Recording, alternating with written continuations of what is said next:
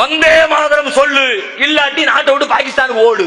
நீ ஓடுறா, உன் அப்பன் பாட்டனை கூட்டிட்டு ஓடு. அத்வானிக்கு சொந்த ஊர் லாகூர், கூட்டிட்டு போ. உன் சொந்த ஊருக்கு நீ போ. நான் பிறந்தது இங்க, எங்க அப்பன் பாட்டன் பிறந்தது இங்க, நான் என்ன பாகிஸ்தானுக்கு போகணும்? வந்தே மாதரம் சொல்லு. எப்படி சொல்லுவேன்? வந்தே மாதரம்ங்கிறது என்னது? அது நாட்டு பற்று சம்பந்தப்பட்டதா? அதுக்கு தேசத்துக்கு ஏதாவது இருக்குதா? அரசியல் சாசன சட்டத்தில் சொல்லப்பட்டிருக்கா? அது என்ன தேசிய கீதமா?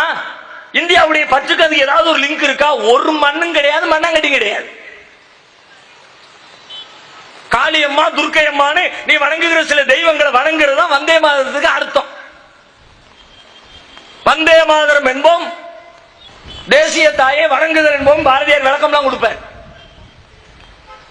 பூமியை வணங்கு, தேசத்தை தாயா மதிச்சு வணங்கு. நான் எப்படி வணங்குவேன்? இந்த பூமியை, இந்த வானத்தை, இந்த சந்திரனை, இந்த சூரியனை, உங்களை, எங்களை, மரத்தை, மட்டையை, மனிதர்களை அனைத்தையும் படைத்தாளுகிற எல்லாம் வல்ல ரப்புல் ஆலமீனை மட்டுமே வணங்குவோம் என்ற கொள்கையோடு இருக்கிற நாங்கள் வந்தே மாதரம் என்று தாயை வணங்குகிற பாடலை படிப்போமா? லா இலாஹ இல்லல்லாஹ், வணக்கத்திற்குரியவன் அல்லாஹ் என்ற ஏகனை தவிர எவனும் இல்லை என்பதை உரத்து சொல்லுகிற நாங்கள்,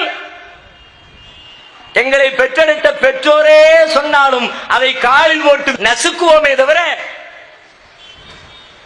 இப்ப நீ வந்து சொல்ல கேப்பமா? வந்தே மாதரம், பூமி தாய், தேசிய தாய். பூமி வந்து தாயா அவளுக்கு, மாதாமா, பூமி மாதா. மாதா மேல எதுக்கு ஆய் போற நீ? மாதா தானே. உங்க அம்மா மேல நீ ஆய் போலாமா? ஆகாயத்துல போ, அதுவும் வந்து சேர்ந்துருமே திரும்ப மாதா கிட்ட.